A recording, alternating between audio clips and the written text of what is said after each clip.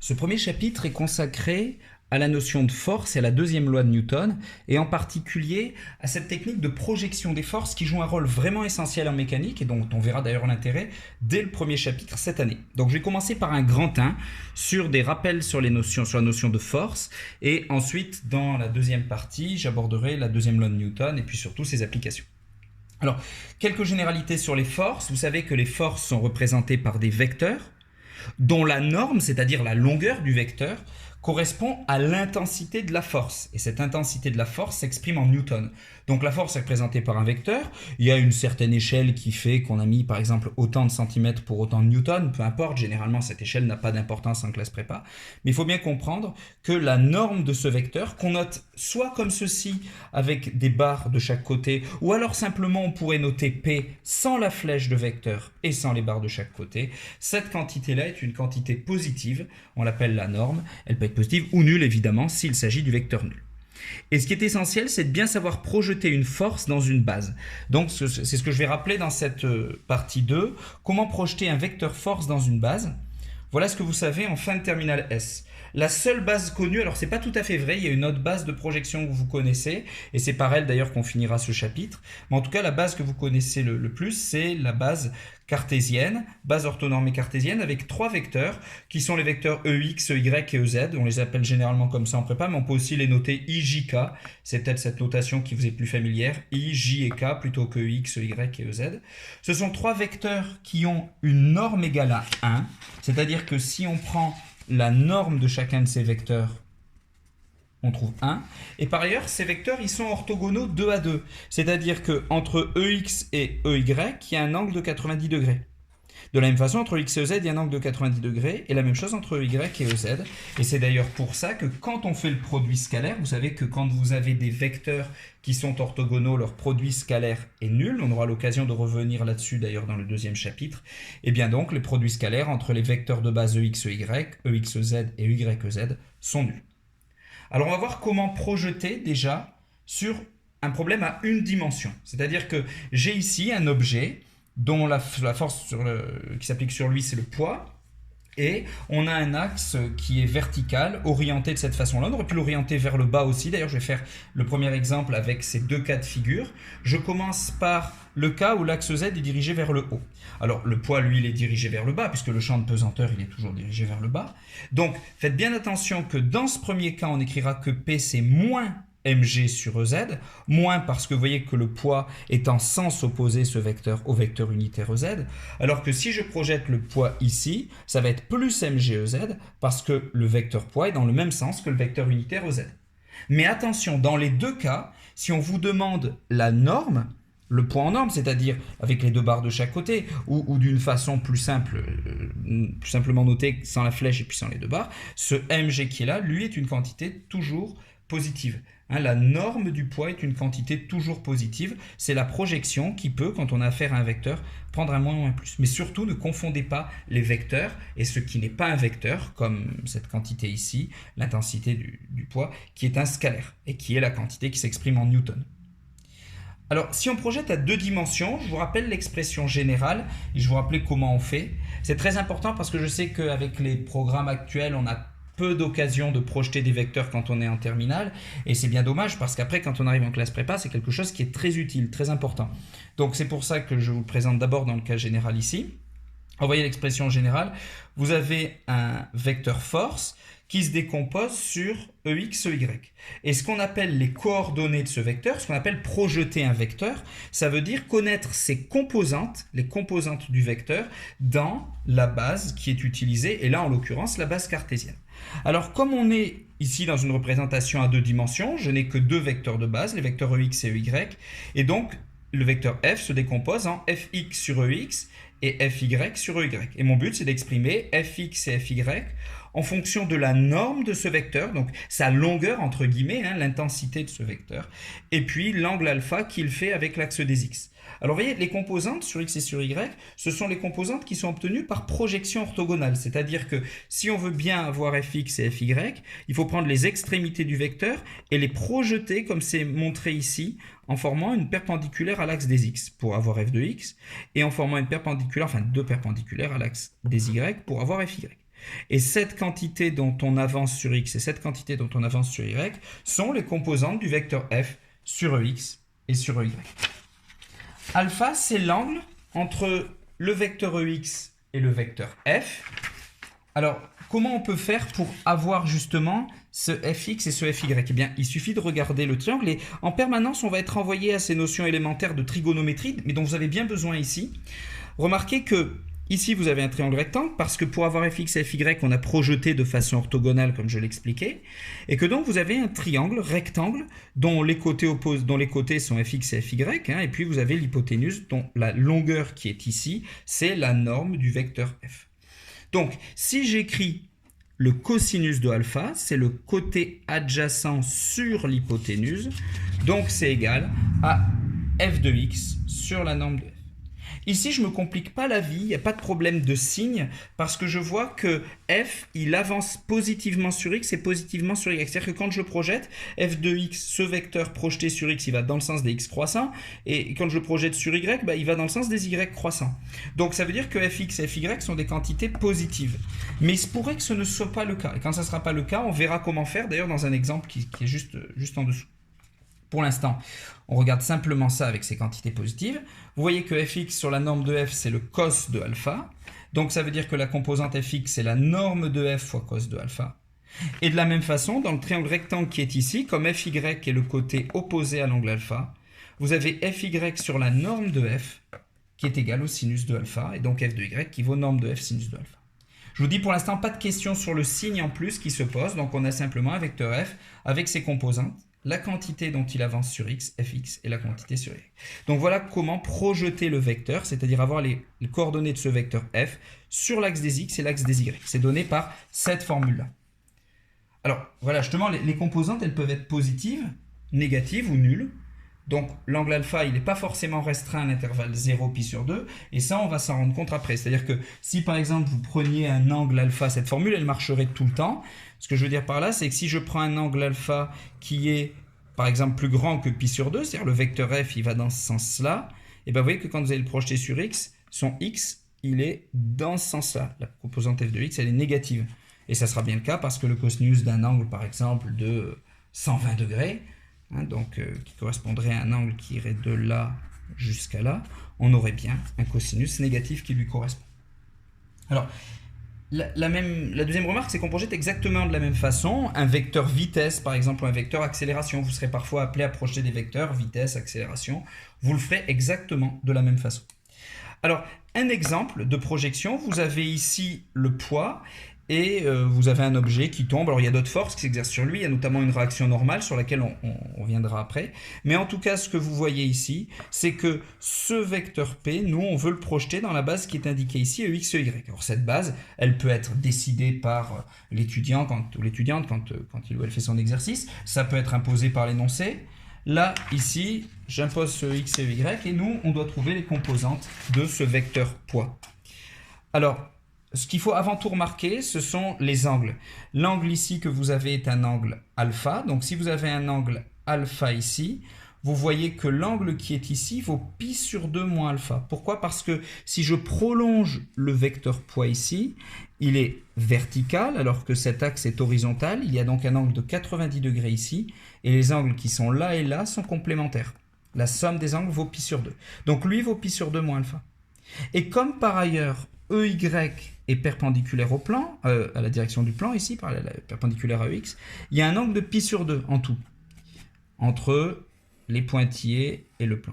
Mais comme ici on a vu qu'il y avait pi sur 2 moins alpha, bah obligatoirement là il y a le complémentaire, c'est-à-dire alpha. Autrement dit, cet angle alpha c'est le même que celui-là, et ça c'est très important parce que comme ça on a fait apparaître le vecteur P avec ses composantes. Maintenant je peux faire apparaître ses composantes par projection. Je projette P sur l'axe des Y, je projette perpendiculairement et cette quantité est PY, et je projette le vecteur P sur l'axe des X, donc toujours perpendiculairement avec un angle droit, et je fais apparaître PX. Et mon but, ça va être de trouver justement les composantes PX et PY du vecteur en utilisant les triangles rectangles qui sont apparus, où je sais qu'il y a un angle alpha. Cet angle alpha, c'est le même que celui-ci, qui est là, et d'ailleurs je peux le retrouver, voyez ici, parce que je sais que cet angle c'est pi sur 2 moins alpha, donc nécessairement cet angle c'est alpha, et de cette façon je vais trouver les composantes qui m'intéressent. Hein, donc c'est ce que je vais pouvoir faire maintenant. Alors, comment je fais ça? Eh bien, je regarde le triangle rectangle et pour l'instant, je ne vais pas m'intéresser aux signes. Donc, je vais mettre une valeur absolue sur les composantes que je cherche de Px et Py parce que pour l'instant, je fais juste de la géométrie, je ne suis pas encore en train de projeter. Et donc, je me dis simplement que dans le triangle rectangle, alors je peux regarder celui-ci ou je peux regarder celui-là, je vois que Px, c'est cette longueur-là et c'est la longueur du côté opposé à l'angle alpha. Donc, quand je fais Px sur la norme de P qui est cette longueur-là, j'ai le côté opposé sur l'hypoténuse, donc j'ai le sinus de alpha, et donc la norme qui est là, la longueur qui est là, cette longueur-là, elle vaut P sinus alpha. Pour l'instant, je ne préjuge pas du signe, est-ce que c'était positif ou négatif, j'ai juste que ce P de X en longueur, il fait norme de P fois sinus alpha. Mais P de X, il est positif. Pourquoi il est positif? Vous le voyez, le vecteur EX, il est comme ceci, il va vers le bas. Et quand je projette le vecteur P sur l'axe des X, vous voyez, j'ai ce vecteur-là, avec sa flèche qui va comme ça, si je le projette ici, ça me donne ce Px et ça va aussi dans le même sens. Donc ce Px est positif. Donc Px, c'est simplement norme de P sinus alpha. Pas de problème de signe, et la norme de P, c'est mg. Donc Px, c'est mg sinus alpha. J'ai la composante du vecteur P sur Ex. Maintenant, il me faut la composante de P sur EY. Donc, ce que je vais chercher, c'est faire exactement le même travail ici, mais dans le triangle rectangle, il va falloir que je trouve PY. Alors, PY, vous pouvez le trouver ici ou ici, mais c'est pareil, je vais faire par exemple sur le rectangle qui est ici, le triangle rectangle ici, sur le triangle rectangle, pardon, qui est ici. Donc, ici, j'ai un angle alpha qui est le côté adjacent à l'hypoténuse. Donc, côté adjacent sur l'hypoténuse qui est ici, ça me donne cos de alpha. Donc, la longueur PY, la valeur absolue de PY sur la norme de P, c'est cos de alpha. Donc, la valeur absolue de PY, c'est norme de P fois cos alpha. Et ici, je fais bien attention que PY est négatif. Pourquoi PY est négatif? Regardez le vecteur P. Quand vous le projetez sur l'axe des Y, c'est-à-dire l'axe vertical, l'axe qui est donné par EY, qui est ici. Quand vous le projetez sur cet axe-là, ce vecteur, il a tendance à aller vers le bas. Il a tendance à faire aller vers moins EY. Donc en fait, P de Y, si je veux projeter le vecteur, il faut que je tienne compte de ce signe. Donc la longueur, c'est réglé. La longueur PY, c'est en longueur norme de P cos alpha, c'est pour ça que pour l'instant, il y a une valeur absolue. Mais si je tiens compte du signe, il faut que je tienne compte du fait que PY est négatif. Donc je mets un moins devant. Et c'est donc moins mg cos alpha. Et donc finalement, les composantes du vecteur P dans la base EX, EY, c'est une composante positive sur X et une composante négative sur Y, parce que ça va bien dans le sens plus EX, mais projeté, ça va bien dans le sens moins EY. Et ces composantes, ce sont mg sinus alpha sur EX et moins mg cos alpha sur EY. Alors, on sera amené de nouveau à projeter les vecteurs quand on va faire des exercices d'application de la deuxième loi de Newton. Je veux juste vous rappeler quelques forces à bien connaître que vous avez rencontrées au lycée, mais peut-être parfois à l'occasion d'exercices ou d'études de documents. Donc là, c'est important de bien le formaliser parce qu'on en aura souvent besoin. La première force à bien connaître, c'est la réaction d'un plan sur un objet qui est posé dessus. Vous avez un objet qui est là, qui est posé sur un plan que j'ai assuré. Eh bien, le plan, il exerce une force normale et une force tangentielle. Il y a deux composantes. Il y a une composante normale, elle est toujours là. L'adjectif normal signifie dans une de ces exceptions que c'est perpendiculaire. Donc quand on dit que c'est la réaction normale, ça veut dire qu'elle est perpendiculaire au support, elle est perpendiculaire au plan où est posé l'objet. Donc la réaction normale, elle est comme son nom l'indique normale, c'est-à-dire perpendiculaire, et puis elle empêche l'objet de traverser la surface, donc évidemment elle va vers l'extérieur de la surface, qui est ici. Et puis, par ailleurs, quand on déplace par exemple l'objet, parfois il y a des frottements. Et s'il y a des frottements, eh bien en plus il faut tenir compte de ces frottements par une réaction tangentielle. Attention, dès qu'on a un exercice où il est question de frottement négligé, quand on vous dit on néglige les frottements entre l'objet et la surface, ça signifie qu'on néglige cette réaction tangentielle. Ça veut dire qu'on prend RT qui vaut le vecteur nu. Évidemment, c'est toujours un modèle, parce qu'en pratique, il y a toujours une partie de frottement, mais on peut dans certains cas les négliger. Attention à bien orienter la réaction normale. La réaction normale, elle est comme son nom l'indique perpendiculaire au plan. Donc si le plan il est comme ça, ne mettez pas la réaction normale verticale. Elle est bien perpendiculaire à la surface sur laquelle est posé l'objet. Une relation importante qui relie la norme de Rn et à la norme de Rt, c'est cette relation qui est ce qu'on appelle une loi de Coulomb, qui a été montré donc par Coulomb au 19e siècle. Hein. Donc la norme de RT est proportionnelle à celle de Rn. Attention, c'est pas en vecteur. Il ne faut surtout pas écrire que le vecteur RT vaut f fois le vecteur Rn. Ce serait vraiment violemment faux parce que RT et Rn, ils ne sont pas collinaires. Vous ne pourriez pas écrire RT égale FRN parce que ça signifierait que vous avez deux vecteurs collinaires. Or, il est flagrant qu'ils ne sont pas collinaires, ils sont orthogonaux l'un à l'autre. Mais en revanche, si on parle de leur norme, et encore une fois, la notation, elle pourrait juste être sans la flèche de vecteur et sans les barres, qui veut juste dire la norme. La norme de RT est égale à f fois la norme de Rn. Et f, c'est un coefficient de frottement solide qui ne dépend que d'une chose, de la nature des deux matériaux qui sont en contact. Et ça, c'est simple. Si vous avez des matériaux où vous avez un fort frottement entre l'objet et le solide, alors vous avez un coefficient de frottement qui est fort. Au contraire, ce coefficient de frottement solide est très faible quand on a affaire, par exemple, à de la glace et puis un patin, quoi. Si vous avez le patin à glace et la glace, eh bien ce coefficient de frottement, il est proche de 0 et c'est pour ça qu'on va négliger dans certains cas, justement, la réaction tangentielle. La tension d'un fil, c'est quelque chose avec quoi on travaillera souvent, mais il faut bien être conscient d'une chose, c'est qu'il n'y a pas de formule toute faite pour calculer. C'est-à-dire que quand vous accrochez, par exemple, un objet à un fil, hein, là ici vous avez un objet qui est en noir accroché à un fil et le fil il est fixé en 0, eh bien vous avez une force qui est la force de tension telle qu'elle est indiquée ici. Elle est selon la direction du fil, elle est dirigée vers le haut, vers le point d'attache, du moins pas forcément vers le haut parce qu'il se pourrait que le fil il se mette à tourner, qu'on passe au-dessus, mais ça serait toujours dirigé vers le centre. Hein, c'est toujours une force qui est centripète, c'est toujours dirigé vers le centre, le point où est attaché le fil. Mais il faut bien voir qu'il n'y a pas de formule donnante, il n'y a pas de formule simple. C'est la même chose d'ailleurs pour Rn. Vous avez RT qui est relié à Rn, mais vous verrez que Rn, la réaction normale, il n'y a pas une formule toute faite pour la calculer. Il faut à chaque fois la déduire, on verra, de l'écriture du premier principe. Une troisième force importante, c'est la poussée d'Archimède.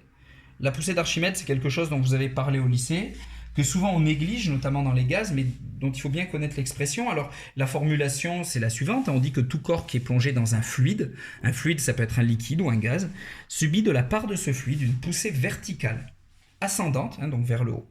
C'est pour ça que vous voyez que la poussée d'Archimède, elle est opposée au champ de gravitation qui est vers le bas. Et la norme de cette poussée d'Archimède, elle est égale au poids de fluide déplacé. Donc cette formulation, elle paraît un peu absconse, le poids de fluide déplacé. Ce que ça veut dire, c'est ça correspond à la force. Hein. Le poids, c'est pas une masse, c'est vraiment le poids qui correspond au poids du fluide, de la quantité d'eau ou de liquide ou de gaz qui a été déplacé. Donc un poids, c'est en norme. Je m'intéresse maintenant à la norme. Hein. Donc j'ai mis les deux barres pour bien indiquer que c'est ça.